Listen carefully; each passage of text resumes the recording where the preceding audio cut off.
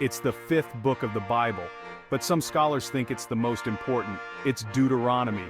This book is all about remembering where you came from, remembering what God has done, and remembering how to live. The book gets its name from the Greek words for second and law. Deuteronomy is like a second telling of the law God gave to Moses. It comes after the Israelites' 40 years in the wilderness. Think of it as a pep talk before they enter the promised land. Deuteronomy is more than just a repeat though. It's Moses' last chance to prepare his people. They are about to face new challenges. They need to be ready. Moses is the star of Deuteronomy. This is his swan song, his farewell tour. He knows his time is short. He wants to leave the Israelites with something important. His message is simple. Remember God's faithfulness. Remember the covenant. Remember the law. Moses doesn't just want them to remember facts. He wants them to remember with their hearts. This isn't just ancient history, folks. This is about our lives today. We need to remember God's faithfulness to us. We need to remember our promises to Him. We need to remember how to live in a way that honors Him. The Israelites are on the verge of something huge, the Promised Land, but there's a catch. This land isn't empty, it's full of nations who don't follow God. The Israelites need to be ready, they need to be different. Deuteronomy is like a pre-game pep talk. Moses reminds them of the covenant God made with their ancestors. He lays out the ground rules for life in the Promised Land. This is serious stuff. This isn't just about real estate, folks, it's about relationship. God is giving the Israelites a chance to start fresh. But they need to choose Him. They need to obey Him. They need to be His people. The first part of Deuteronomy is a history lesson. Moses reminds the Israelites of their journey. He talks about their grumbling. He talks about their rebellion. He doesn't sugarcoat anything. Why bring up the bad stuff?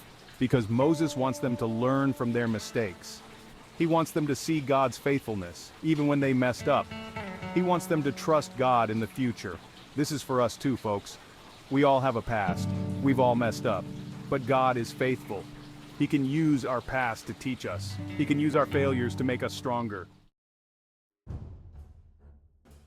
Section 5. Faithfulness in Practice. The Exodus story.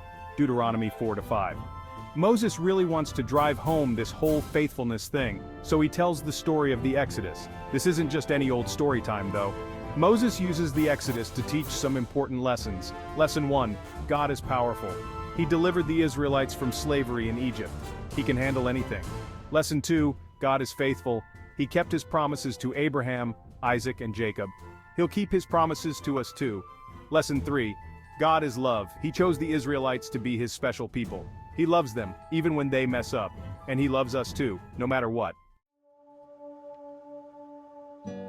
Section 6. Obedience, living out the covenant, Deuteronomy 12-26. Alright folks, time for the nitty-gritty. This section of Deuteronomy is all about the law. We're talking sacrifices, festivals, you name it. It might seem like a lot of rules, but there's a reason for every single one. These laws are about more than just following rules. They're about living in a way that honors God. They're about being set apart from the other nations. They're about living a life of blessing. These laws might seem ancient, but they still matter today. They teach us about justice. They teach us about compassion. They teach us about holiness. These are timeless principles that can guide our lives. Section 7. Justice and Compassion. Laws for a Just Society, Deuteronomy 16-20. Deuteronomy's laws cover a lot of ground. There are laws about worship, laws about family, laws about how to treat the poor and vulnerable. This isn't just about personal piety, folks. It's about building a just society. God cares about how we treat each other. He cares about the widow, the orphan, the foreigner. He wants His people to be known for their justice. He wants them to be known for their compassion. This is a challenge for us today. Do we care about justice? Do we care about the vulnerable? Do we reflect God's heart to the world? These are tough questions, but they're worth asking. Let's delve deeper into what these laws entail. The laws about worship remind us to honor God in all aspects of our lives, not just in rituals, but in our daily actions. The family laws emphasize respect, love, and responsibility within the household, ensuring that each member is valued and cared for. When it comes to the poor and vulnerable, the laws are clear. We must act with kindness and generosity. Imagine a society where everyone looks out for one another, where the strong support the weak and where justice is not just a concept, but a lived reality. This is the vision that Deuteronomy sets forth. It's a vision that calls us to examine our own lives and communities. Are we living up to these ideals? Are we creating spaces where everyone feels safe, valued, and loved? Consider the widow, who has lost her partner and may struggle to make ends meet. Think about the orphan, who lacks the guidance and support of parents. Reflect on the foreigner, who might feel out of place and unwelcome. God's laws urge us to extend our hands and hearts to these individuals, to ensure they are not left behind. In today's world, these principles are more relevant than ever.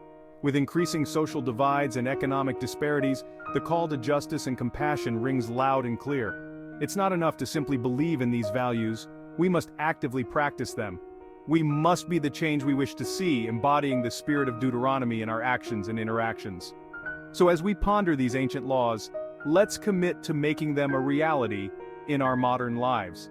Let's strive to build a society that truly reflects God's heart, one where justice and compassion are the cornerstones of our community.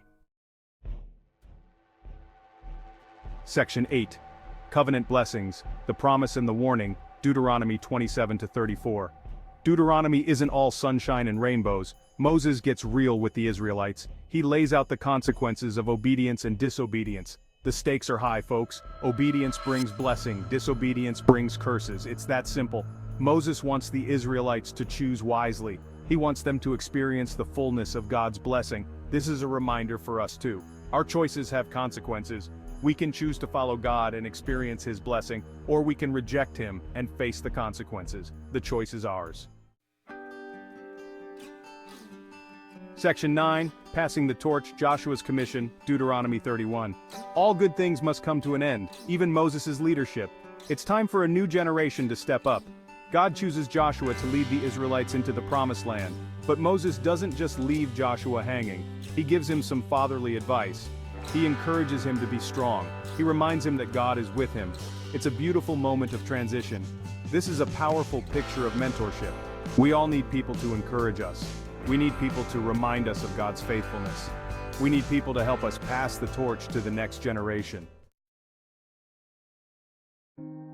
Section 10. The End of an Era, Moses' Final Blessing, Deuteronomy 33. Moses saves the best for last. After leading the Israelites through the wilderness for 40 years, he gathers them one final time. He pronounces blessings on each of the 12 tribes of Israel, each blessing tailored to the unique character and destiny of the tribe. These aren't just generic well wishes, folks. They're prophetic pronouncements filled with deep meaning and significance. They're full of hope and promise, offering a glimpse into the future that God has in store for His people. Then, Moses climbs Mount Nebo, a journey that symbolizes the culmination of his life's work. He gazes at the promised land, the land flowing with milk and honey, the land he has longed to see but will never enter. And he breathes his last breath, a poignant moment that marks the end of an era. What a way to go! His death is not just the end of a life, but the beginning of a legacy. Moses may be gone, but his legacy lives on. His teachings, his leadership, and his unwavering faith continue to inspire. Moses' story reminds us that we all have a part to play in God's story. Each of us has a unique role, a unique purpose. We may not all be called to lead a nation, but we are all called to lead in our own way, in our own spheres of influence. But we're all called to be faithful, to trust in God's plan even when the path is uncertain. We're all called to make a difference, to leave a mark on the world that reflects God's love and grace. What will your legacy be? How will you be remembered? Moses' final blessing challenges us to think about our own lives and the impact we want to have.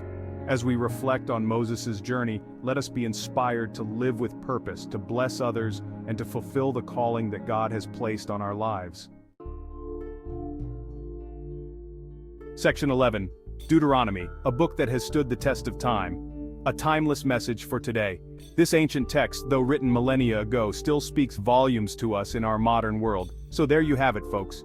Deuteronomy is not just a relic of the past. Deuteronomy, the book, the myth, the legend, it's a cornerstone of wisdom and guidance. It's a book about remembering the past, the lessons learned, and the promises made. It's a book about choosing the right path, making decisions that align with a higher purpose. It's a book about living a life that honors God, a life filled with purpose, faith, and devotion.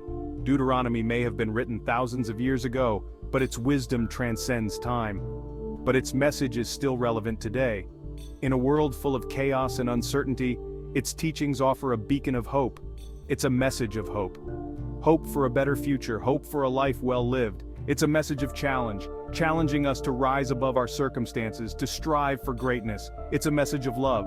Love for our neighbors, love for ourselves, and love for the divine. Don't just take my word for it. Dive into the text yourself. Go check it out for yourselves. Explore its depths. Uncover its truths. Read Deuteronomy. Study it. Let its words resonate within you. Let it speak to your heart. Allow its timeless wisdom to guide your steps. You might be surprised what you learn. Insights that can transform your life. And hey, if you're feeling really adventurous, don't stop at Deuteronomy. Check out some other books of the Bible. Each one holds its own unique treasures. You never know what treasures you might find. Gems of wisdom, pearls of insight, waiting to be discovered. Share your discoveries with others. Engage in discussions. Let the words come alive in community. Reflect on what you read. Journal your thoughts. Let the teachings shape your worldview. Let Deuteronomy and the Bible as a whole be a guiding light in your life, a source of inspiration and strength. Embrace its timeless message. Let it enrich your soul and brighten your days.